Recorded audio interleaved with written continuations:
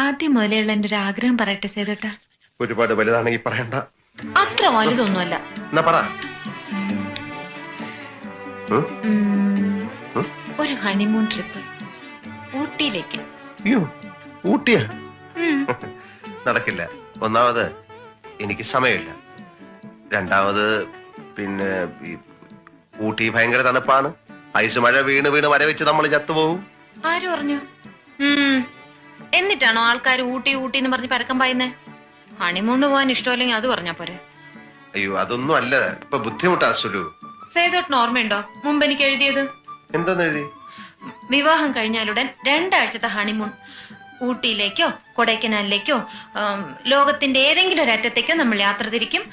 നിന്റെ ഏതാഗ്രഹവും സാധിച്ചു തരുന്ന സ്നേഹസമ്പന്നനായ ഭർത്താവായിരിക്കും ഞാൻ. ഞാനെങ്ങനെ ഇല്ലെന്നോ? ഞാൻ കാണിച്ചു തരാം.